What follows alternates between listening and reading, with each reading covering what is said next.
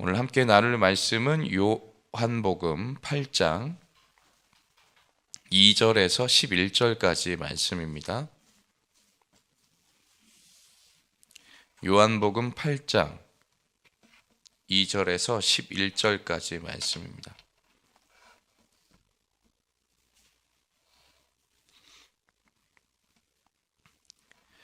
우리 함께 봉독하시겠습니다.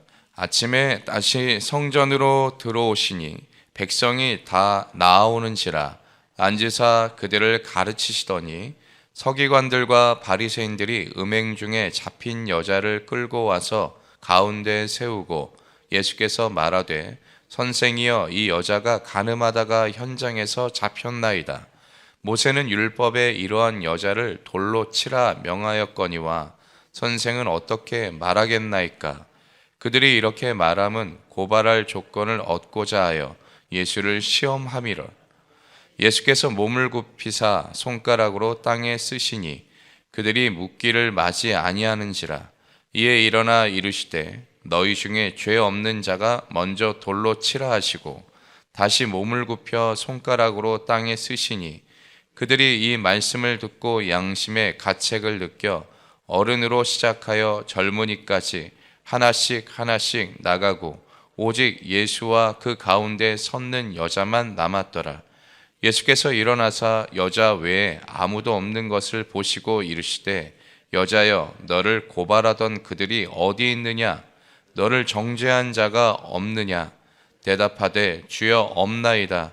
예수께서 이르시되 나도 너를 정죄하지 아니하노니 가서 다시는 죄를 범하지 말라 하시니라. 아멘. 다시는 죄를 범하지 말라라는 제목으로 말씀 나누겠습니다. 지난 월요일 날 제가 아내랑 같이 이제 점심 먹고 좀 이야기하다가 TV를 좀 봤거든요. 근데 TV를 보다 보니 재방송하는 드라마를 보게 됐습니다. 그게 이제 드라마 제목이 서울 자가의 대기업 다니는 김 부장 이야기. 예. 이거 들어보셨나요? 예. 여러모로 회자가 좀 되고 있는 드라마이기도 했고 제목 자체가 좀 특이하죠. 근데 그 제목이 고스란히 그 드라마의 내용을 담아내고 있습니다. 서울 자가, 그러니까 서울에 집을 갖고 있고 그리고 현재 대기업의 부장으로 재직하고 있는 그 한 남성의 이야기를 이제 그려내고 있는데 저희가 봤던 재방송 분량이 이제 마지막 회 전, 마지막 두 회 차 분량의 드라마가 연이어서 이제 방송이 되고 있었거든요. 그래서 뭐 아내랑 이제 보면서 여러 가지 이야기를 나눌 때 그 방송의 내용을 보면서 그 마지막 차 때 그렇습니다. 그러니까 드라마의 내용이 그래요.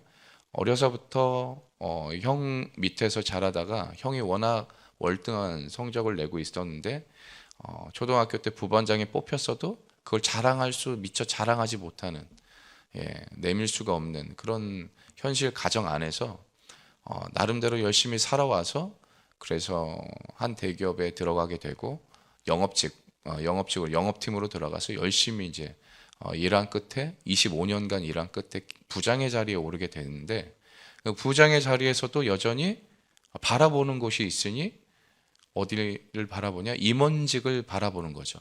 이제 부장 다음에 임원 자리가 이제 상무였더라고요. 그 상무의 자리를 늘 자기가 이제 올라갈 것을 꿈꾸면서 기다리면서 여러 가지를 겪는데 그런데 자신이 바랬던 거는 다르게 여러 가지 구설수가 오르게 되면서 결국 지방 공장 안전팀장으로 좌천을 받게 됩니다. 그로 인해서 여러 가지 고뇌하면서 퇴직하게 되고 사직서를 내고 희망퇴직을 하게 되고 또 그 속에서 여러 가지 고민 끝에 결국 제2의 인생 형이 이제 차량 공업사를 하고 있는데 한켠에서 세차장으로 제 인생을 시작하는 그 내용 그런 내용을 담고 있습니다. 근데 마지막 회는 그런 자신이 왔던 인생을 돌아보면서 한 장면에 인상 깊었던 것이 그거예요. 밤중에 아내와 우여곡절 끝에 이제 저녁 식사 자리에서 식당에서 밥을 먹다가 조금 의견이 엇갈리면서 아내가 먼저 떠나게 되고 자리에 남아서 계속 술을 마시다가 밤늦게까지 이제 그 가게가 이제 폐장하게 되자 이제 문을 닫게 되자 이제 걸어서 집까지 가는 가운데 한 벤치에 앉아 쉴 때 자신의 예전에 자신이 말을 걸어오는 겁니다. 멀끔하게 양복을 차려입고 깔끔하게 된 지금의 모습과는 사뭇 다른 예전의 김 부장의 모습이 자신에게 말을 걸어오는 거죠. 그래서 서로 대화를 나누기 시작합니다. 어떻게 이렇게 왔을까? 어떻게 이렇게 서로 이제 그러면서 고민 끝에 결국 자신이 가야 될 방향이 무엇인지를 발견하게 되고 이 예전의 김 부장이 지금 현재 그 김 부장에게 그 주인공에게 행복해라라고 그 이름을 불러줍니다. 그러면서 기쁨으로 다시 아내를 이제 집으로 갔고 아내와 안으면서 다시 인생을 새롭게 또 그렇게 시작해보고는 그런 의미를 담은 장면을 또 보게 됩니다.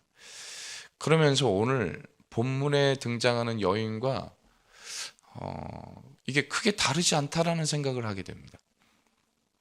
오늘 본문에 등장하는 여인은 음행한 여인, 즉 간음한 여인으로 나오는데요. 이 간음한 여인이 현장에서 붙잡혔습니다. 즉 현행범으로 일종의 현행범 체포가 돼서 즉결심판에 넘겨지는 자리가 된 거죠. 그래서 서기관과 바리새인들이 그 여인을 예수 앞에 끌어가지고 옵니다. 성전에 가지고 데리고 와서 끌어와서 그 앞에 두고 이제 그 여인의 죄에 대해서 이제 예수 앞에 하죠. 그 속내는 그 여인을 심판하는 것도 있지만 예수를 시험하고자 함이로라라고 합니다.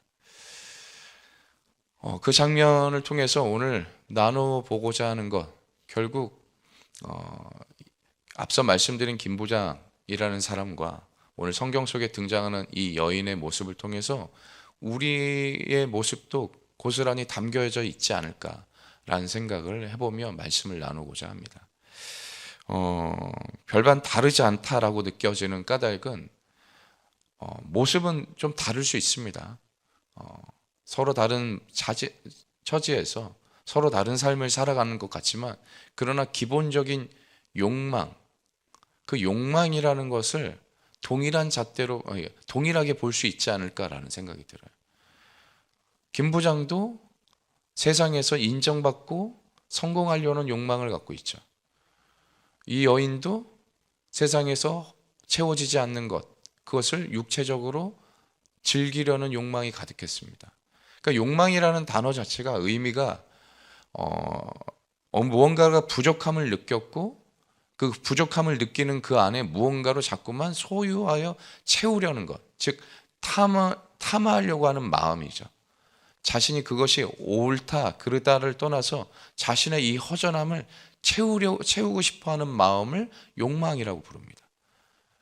김 부장은 인정받지 못했던 어린 시절의 그 마음이 누군가로부터 끊임없이 인정받고 올라가야 되는 것, 서울에 집을 가진 사람, 그리고 대기업의 부장, 그리고 이제 입원을 목전에 두고 있는 그 사람의 마음의 한켠에는 이제는 뭔가가 점점 더 인정받고 이제 끝까지 조금 더 가면 되겠다라는 마음으로 가득했을 것 같습니다. 그러나 막상 갔을 때 그것이 이루어지지 않았을 때 모든 것이 한순간에 물거품처럼 사라지는 그 허망함 앞에서 그가 느꼈을 좌절감은 어떨까요?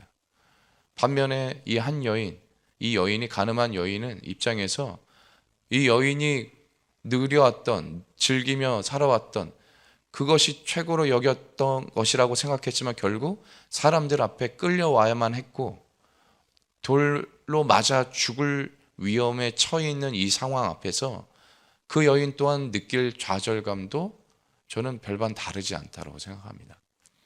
오늘 우리가 살아가는 이 땅에서 각자가 품고 있는 마음과 생각이 서로 다양하게 존재할 수 있으나 그러나 분명한 것은 하나님 앞에서 온전하지 못한 마음을 품은 우리의 마음은 늘 한결같이 좌절하게 되고 죽음의 목전에 놓이게 된다라는 그 현실입니다. 오늘 그 현실 앞에서 우리에게 주시는 메시지가 있다면 그 아들을 통해 말씀하시는 내용이 아닐까 생각합니다. 서기관들은 분명히 여인을 끌고 왔고 그리고 이야기하기를 율법대로 처리하자고 합니다. 그러나 분명한 것은 예수님을 시험하려고 했던 마음이 그 안에 자리 잡고 있죠. 그들은 율법을 말했지만 정작 율법의 정신, 즉 하나님의 마음을 잃어버린 상태입니다. 그러니까 하나님의 마음이 없는 상태에서 하나님의 뜻을 행하겠다라는 것, 그것을 이루겠다라는 것이 누군가를 정죄하는 것으로 나타날 수 있다라는 것. 분명한 것은 율법의 본래 의도는 행위 자체에 있지 않습니다. 그냥 단순한 규칙의 의미가 아니라 그건 하나님을 사랑하고 이웃을 사랑하는 그 하나님께서 인간을 향한 삶의 태도를 요구하고 있는 것에 목적을 두고 있습니다. 즉, 율법을 통해서 하나님을 사랑하는 것, 이웃을 사랑하는 자로 살아내도록 만들기 위한 장치, 그것이 율법인 것이죠. 그 율법을 하나님의 마음, 하나님의 원래 의도대로, 본래 의도대로 적용하지 않고 자신의 의도대로, 자신의 정욕대로, 욕망대로 그것을 사용하다 보니 누군가를 해하려는 도구가 되는 것이 지금 오늘 말씀에 나타나고 있는 겁니다. 오늘 우리에게 있어서도 하나님의 뜻을 지킨다 하지만 그 뜻이 나의 욕망을 채우고자 하는 것이 된다면 그건 누군가를 심판하는, 정죄하는 도구가 되고 있다라는 것을 기억하시게 되길 축복합니다.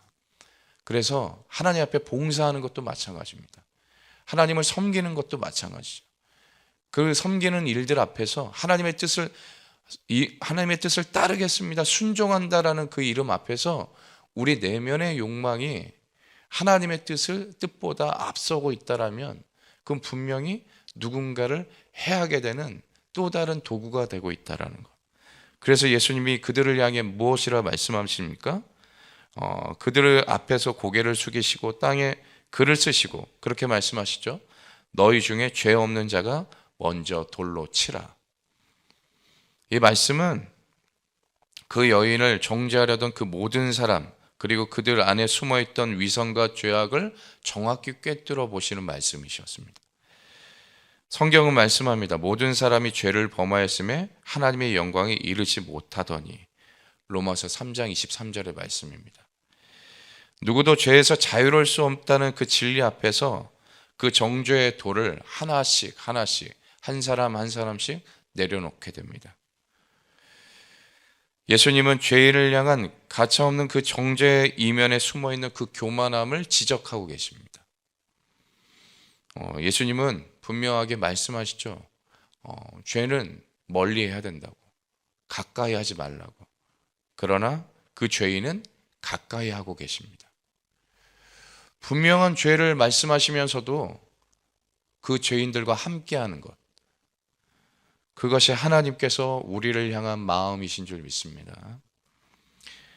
요한복음 3장 17절에 하나님이 그 아들을 세상에 보내신 것은 세상을 심판하려 하심이 아니요 그로 말미암아 세상이 구원을 받게 하려 하심이라.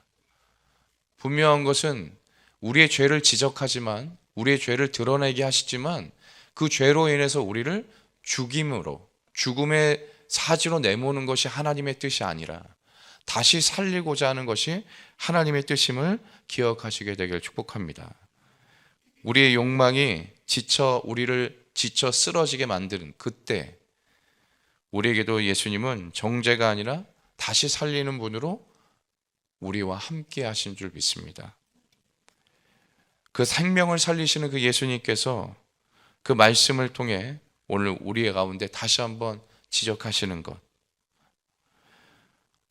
예수님 그 말씀 앞에 사람들은 양심에 찔려 많은 자들이 하나씩 떠나기 시작하죠.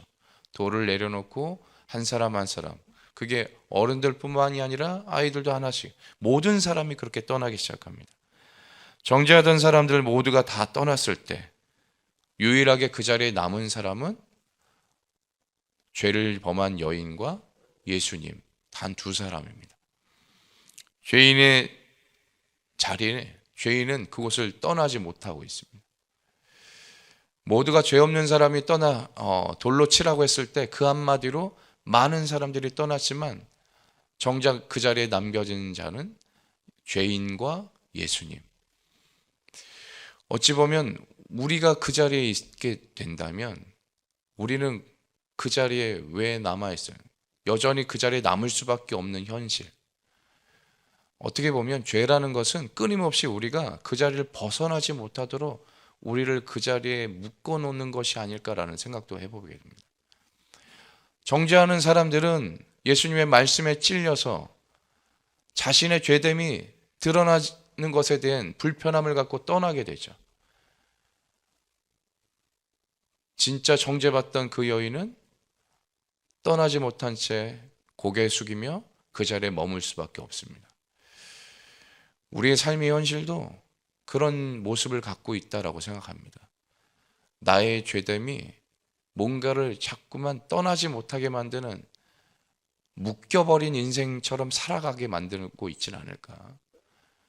그런데 그때 기억해야 될 것은 그곳에 아무도 남지 않았지만 유일하게 한 분만이 죄인과 함께 알고 계시다는 거죠. 그게 바로 예수님이시라는. 분명하게 도망치고 싶고 부끄러워서 떠나고 싶지만 죄의 자리가 여전히 우리를 붙잡게 됩니다. 우리 수도 없이 죄를 짓지 않으려고 발버둥 치지만 여전히 그 자리에 머물러 있는 내 자신을 볼 때마다 정말 괴롭지 않으십니까? 안 그래야지 안 그래야 하지만 그럴 수밖에 없는 현실 앞에 주저앉게 되는 것. 그게 이 여인과도 동일한 모습을 갖지 않을까. 그러나 분명한 것은 예수님께서 함께 하셔서 그렇게 말씀하시죠. 여자여, 너를 고발하던 그들이 어디 있느냐? 너를 정죄한 자가 없느냐라고 말씀하십니다. 그리고 여자가 대답합니다. 주여, 없나이다. 예수님이 세상에서 가장 따뜻하고 희망찬 말씀을 선포하시죠.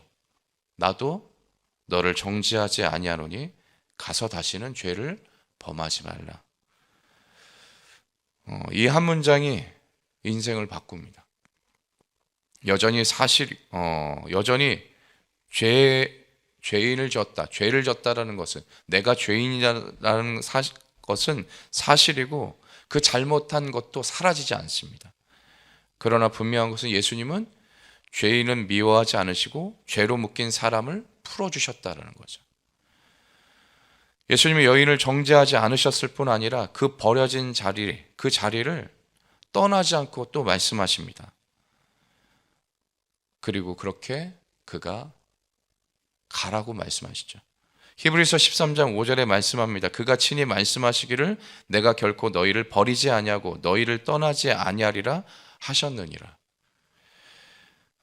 이 약속의 말씀처럼 모든 사람이 등을 돌리고 자신이 살 길을 찾아 떠나는 그때 홀로 남겨진 그 여인과 함께하는 예수 그리스도께서 오늘 여전히 우리와도 함께 하시는 줄 믿습니다. 다시는 죄를 범하지 말라. 분명한 것은 그 자리를 떠나도록 말씀하고 계십니다. 가서 다시는 죄를 범하지 말라. 오늘 우리가 그 자리를 털고 일어나 떠나야 될 그 사명은 우리가 더 이상 죄인이 아니기 때문입니다.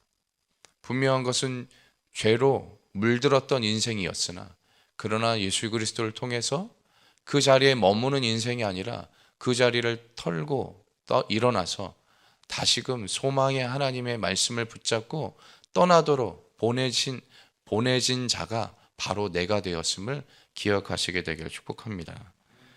어제도 함께 하셨고 오늘도 함께 하시고 앞으로도 함께 하실 그 하나님께서 성령을 통해 우리의 마음을 주장하시고 우리의 생각을 지켜주시며 우리의 선한 뜻, 하나님의 선한 뜻을 우리의 삶의 자리를 통해 이루어 가실 일들이 분명히 있음을 믿습니다.